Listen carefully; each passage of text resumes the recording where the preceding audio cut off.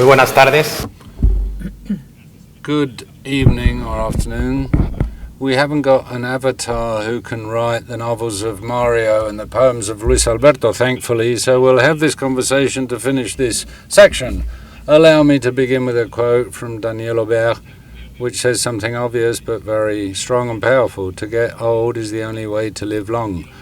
Daniel Aubert was not a writer, he was a musician, and vivió hasta los 90 años en el siglo XIX, entre el siglo XVIII y el XIX, y compuso hasta los últimos días de su vida. Y por tanto es una muestra de la longevidad creativa, en este caso de un músico, pero que también vale para los escritores. Hoy tendremos el gusto de tener esta conversación, la tenemos en español, para que ustedes puedan apreciar esta maravillosa lengua en dos de las personas que más la cuidan, y hablaremos básicamente de dos temas que yo plantearé y a partir de ahí que surja la conversación. Mi objetivo es el de Borges en una conversación que tuvo con Arreola en la que dijo que había podido intercalar algunos silencios, pues ojalá eso nos lleve a que el diálogo fluya. La primera cosa, y empiezo por preguntar a Luis Alberto sobre un tema, y es cómo ha tratado la literatura el tema del envejecimiento, cómo ha reflejado la literatura el tema del envejecimiento. El tema del envejecimiento siempre es un tema complejo. La cita optimista que tú has esgrimido se podía transformar en otra menos optimista de Jaime Gil de Biedma, que estoy seguro que Mario lo apreció mucho, cuando dijo en aquel poema tan hermoso, no volveré a ser joven, que la vida iba en serio, uno lo empieza a comprender más tarde. Como todos los jóvenes yo vine a llevarme la vida por delante, dejar huella quería y marcharme entre aplausos, envejecer, morir, eran tan solo las dimensiones del teatro. Pero ha pasado el tiempo y la verdad desagradable asoma, envejecer, morir es el único argumento de la obra. Quiero decir que en ese sentido hay un lado positivo y un lado negativo. ¿Cuál es el lado positivo? El que los clásicos grecorromanos y los grandes filósofos del XIX, voy a fijarme en dos nombres ilustres, utilizaron para honrar a la vejez y para decir que no hay una etapa más gloriosa en la vida que la vejez. Después de leer De Senectute de Cicerón, que lo hablaba el otro día con Mario, precisamente al salir del Palacio Real, a uno le dan ganas de ser mucho más viejo todavía de lo que es, porque es tal el canto, la salutación del bueno de Cicerón a la vejez, entre otras cosas porque piensa que en la vejez desaparecen esas cosas tan desagradables que están ligados al deseo amoroso, al deseo erótico, al deseo sexual, que evidentemente tiene su gracia y tiene su interés, pero también nos ata mucho y nos destruye mucho las neuronas. No hay nada como una buena conversación entre viejos, cultos, adinerados a ser posible, y con una vida a sus espaldas que sea pletórica de cualidades morales, como Cicerón un año antes de morir lo plasmó en su diálogo de Senectute, donde utiliza a Catón el censor, que tiene 80 y tantos años en ese momento, en un momento pasado con respecto a la vida de Cicerón. Cicerón lo escribe eso en el año 45 o 44, mejor dicho, antes de Cristo, y la escena tiene lugar en casa de Catón, el censor, en 150 más o menos antes de Cristo. Pues en esa escena privilegiada, Catón dice que no hay nada mejor que ser viejo para disfrutar de la vida, y que el hecho de que la muerte parezca estar más cerca es también una butad sin interés, porque está cerca siempre la muerte de todo, acecha en todos los esquinas y los rincones de nuestro mundo, y la verdad es que el hecho de precisamente de que la doctrina pitagórica y el platonismo le brindara a Cicerón, más tarde el cristianismo por supuesto, la posibilidad de pensar que el alma era inmortal, pues también ayudaba a superar ese trance. De modo que tanto Cicerón en De Senectute como un filósofo contemporáneo de los grandes filósofos del XIX, ni más ni menos que Schopenhauer, en un tratado maravilloso que forma parte del Paredgaunt para Lipómena, que es sobre las edades de la vida humana, también habla a favor de la vejez, en cuanto a que es una etapa de la vida en que si se ha vivido bien, si se goza de salud, que también es posible gozar de salud en la vejez, y si se tiene una buena posición desahogada económicamente hablando, se puede ser muy, muy feliz. Dicen que cuando le llevaron la cicuta que tenía que beber por la condena que había recibido, Sócrates estaba recibiendo una clase de persa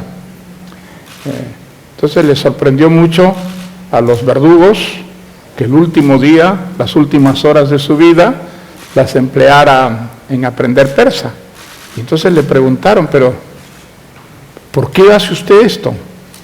Dijo, porque me gustaría hablar persa. La verdad que me parece maravillosa esa manera de llegar al fin de la vida, aprovechando hasta el último minuto todas las posibilidades maravillosas que también tiene la vida. Estoy de acuerdo con Luis Alberto en que la vejez, por una parte, nos aterra, nos asusta, significa el fin de esa cosa maravillosa que es la vida, pero por otra parte, sería importante pensar, cuando tenemos esa angustia, en qué horrible sería vivir siempre. Es decir, perderíamos absolutamente los deseos y las ilusiones. Si teníamos garantizada la integridad, la eternidad, pues sabíamos que todas las experiencias posibles las íbamos a vivir una y otra vez. Todos los grandes incentivos de la vida, las grandes ilusiones desaparecerían, de tal manera que la vida sería infinitamente más rutinaria y aburrida de lo que es. Creo que este pensamiento nos puede facilitar llevar, digamos, con mejor ánimo la idea del envejecimiento. Hay una expresión en inglés que es "a man for all seasons", un hombre para todas las estaciones. Que hubo una película preciosa de Fred Zinnemann, ¿te acuerdas? Sí, la recuerdo. Sobre Thomas More. Creo que es una expresión maravillosa porque es verdad que la vida tiene posibilidades magníficas para las diferentes estaciones de la vida. Creo que el gran error es quienes viven en la estación de la vejez, pretender vivir como jóvenes o como maduros. Pero si uno acepta la vejez, es una estación que puede ser tan rica, tan fecunda, tan fértil como las otras estaciones de la vida humana. Esperando que me hicieras esa pregunta sobre cómo ve la literatura la vejez, he estado recordando la manera como trata la literatura contemporánea, moderna, a los viejos. Y la verdad es que los trata mal. Los viejos son personas generalmente molestas, que están de más. Así lo consideran las familias y así lo considera buena parte de nuestras sociedades. No hemos tenido en nuestra tradición, la tradición occidental, esa idea muy persistente en el Asia, por ejemplo, de que la vejez significa sabiduría, que los viejos saben más que los jóvenes y por lo tanto pueden servir de guías, de orientadores a quienes viven las otras edades. Por lo menos en la literatura, los personajes de los viejos son personajes generalmente secundarios, son personajes que sobran, o son personajes a los que la vejez ha hundido en una especie de patetismo o ridículo, parecen sobrar. Y creo que esa es una realidad que viven muchas de las sociedades modernas, fundamentalmente en Occidente. La vejez es considerado un estorbo, un gasto un tanto inútil, y creo que ese sentimiento se transmite de todas maneras a los viejos, y a los viejos eso los precipita en el desánimo y en la desmoralización. No tendría que ser así. Yo creo que si uno acepta que la vida es maravillosa precisamente porque la vida tiene un límite, se extingue, que vivir ese último límite puede ser también fructuoso, puede ser fértil, puede producirnos placer si somos creativos y sabemos aceptar nuestra edad. Creo que esa actitud puede cambiar completamente y convertirse como las otras etapas de la vida en una hermosa manera de vivir hasta el final.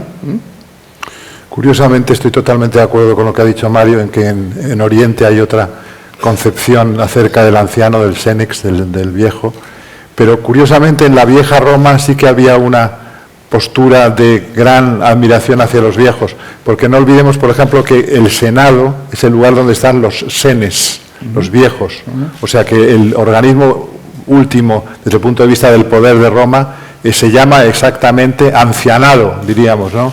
Porque está compuesto de senex.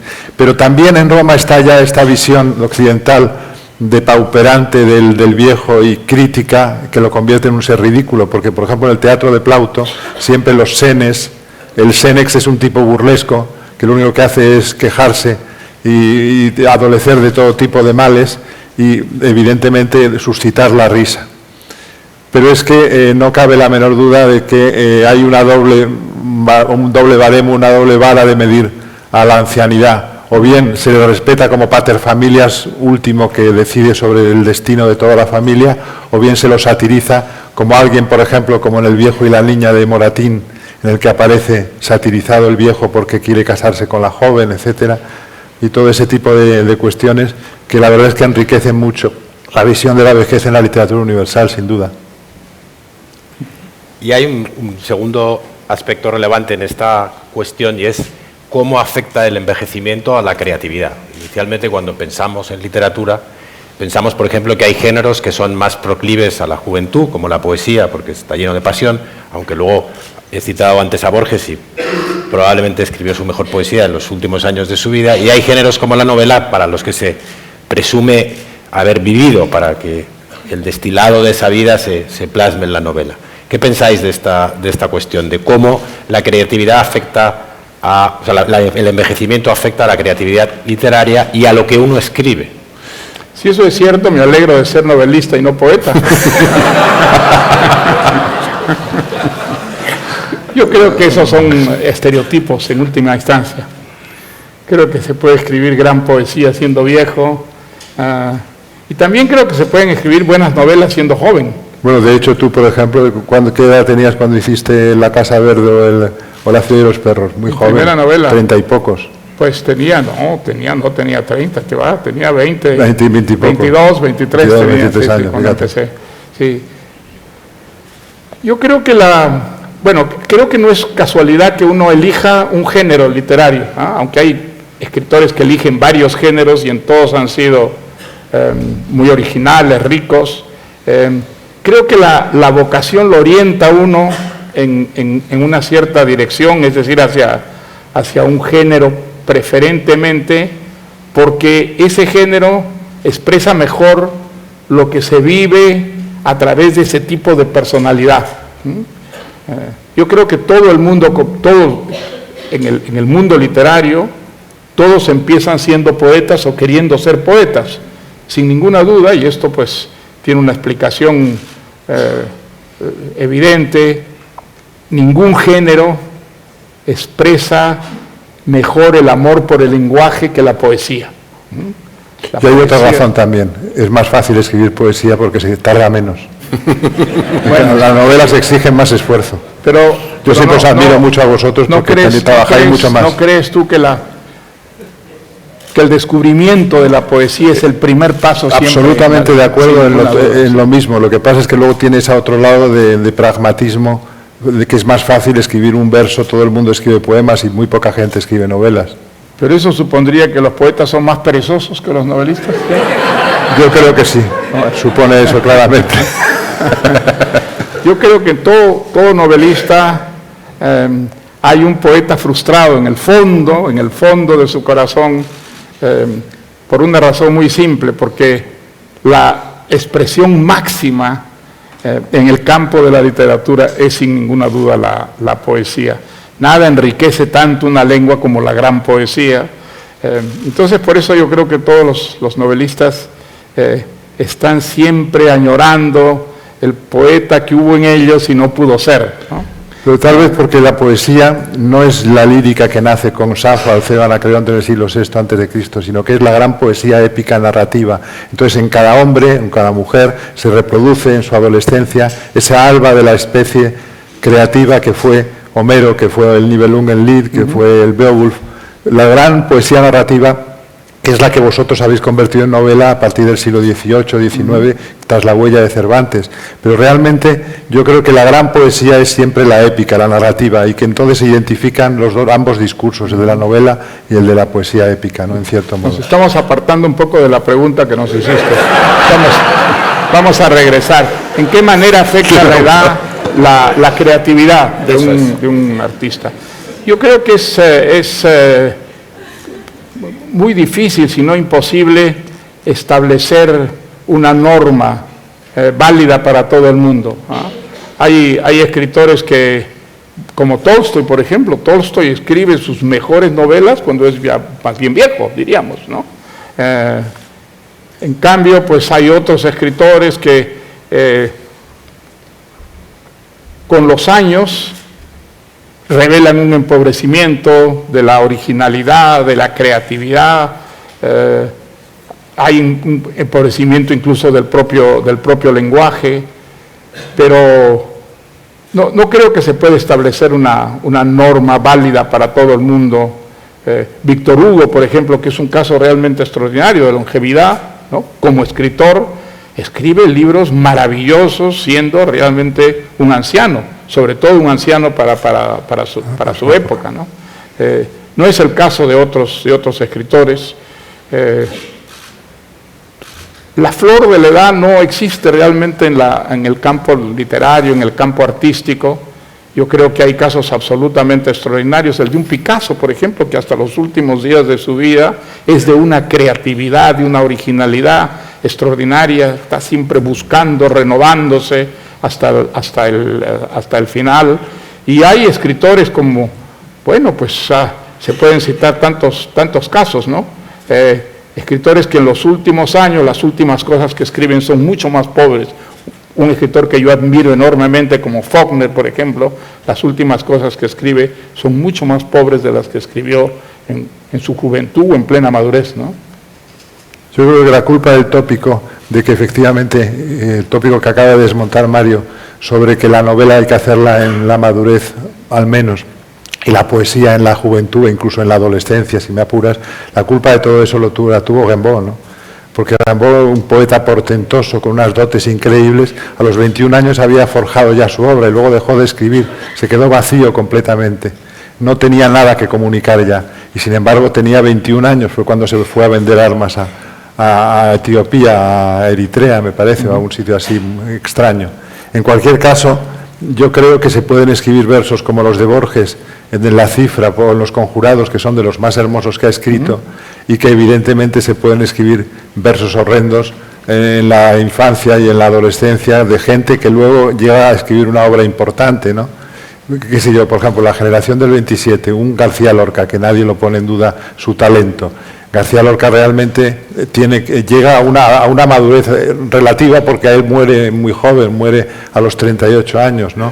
Pero en cualquier caso, su obra de madurez a partir de Romancero Gitano es claramente superior a su libro de poemas, por ejemplo, o incluso a sus canciones, ¿no? O sea, que quiero decir que hay todos los casos, la casuística que queramos para cada uno de los escritores, y que evidentemente es una buena pregunta, pero para de algún modo desmontar el tópico. Bueno, y ahora os pregunto por vuestra experiencia personal de evolución a lo largo de vuestra propia obra. ¿Cómo habéis visto cómo el tiempo tiene que ver con lo que escribís? Si os interesan las mismas cosas. Uno dice también que el escritor siempre retorna sobre sus mismas obsesiones. Y el hecho del paso del tiempo, ¿qué papel ha jugado en la obra de cada uno? Yo creo que, digamos, una cosa es la visión que tienen los otros, los lectores, de lo que uno hace, y una, a veces muy diferente, la que tiene uno de lo que resulta de su vocación de escritor, ¿no? La verdad es que yo no he sentido un empobrecimiento intelectual con el paso de los años. Lo que he sentido es el mismo entusiasmo que tenía de joven para ponerme a escribir. Mi método de trabajo más o menos es el mismo que descubrí con mi primera novela. Los años me han dado más tiempo para poder dedicarme a escribir y a leer, y eso para mí ha sido una gran felicidad, porque realmente sobre todo la lectura, yo creo que es el punto de partida de todo, ¿no? Creo que no hubiera tenido la vocación literaria que tuve si no hubiera significado tanto para mí aprender a leer.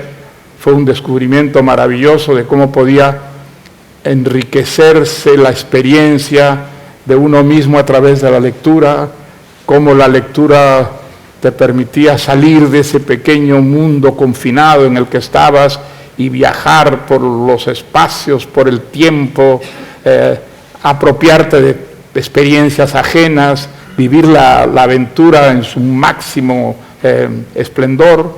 Y creo que todo eso pues me fue empujando a la idea de convertirme en un escritor. La misma ilusión que tenía cuando escribí mis primeros cuentos, la tengo yo todavía, y espero que la tenga hasta el final, cuando me preparo para escribir una novela, cuando por fin decido desarrollar un tema, crear ciertos personajes, la misma ilusión y la misma inseguridad, ¿no? Porque creo que en el caso de la literatura, del arte, la continuidad no te garantiza la seguridad, ¿no?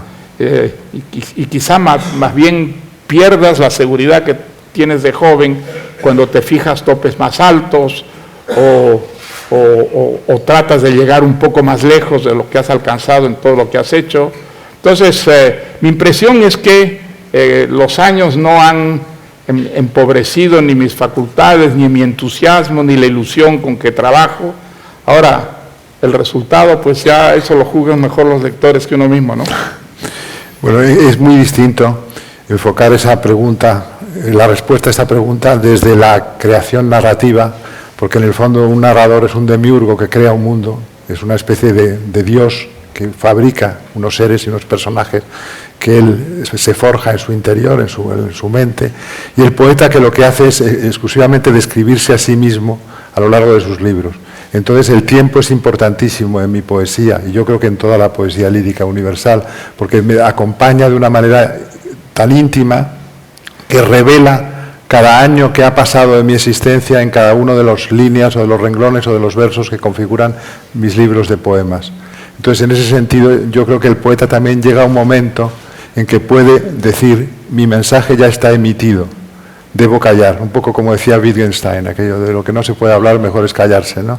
Pues llega un momento, y yo creo que estoy frisando ese momento, y espero que se me pase, yo pues, en cuanto tome unas buenas vacaciones quizás se me pase, pero realmente hay un momento dado en que la descripción autobiográfica es tan evidente en poesía, porque también lo es, toda escritura es autobiográfica en el fondo, en novela, pero hay unos filtros que separan la autobiografía pura de la creación narrativa, de esa creación de un mundo con personajes autónomos, etcétera, que crea el narrador.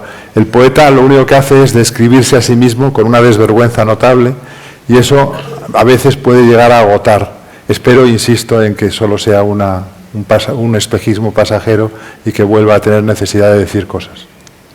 Si tú citabas antes a Gil de Viedma, que precisamente dijo que escribía porque era una manera de conocerse a sí mismo, pero murió muy joven, murió de elaborar una identidad, ¿no? Y cuando ya había elaborado esa identidad, para el cual la poesía le ayudaba, dejó de escribir, ¿no? Y bueno, tenemos todavía 5 minutos para que digáis algo que hubierais querido decir sobre envejecimiento y literatura y no habéis dicho todavía. Luis Alberto.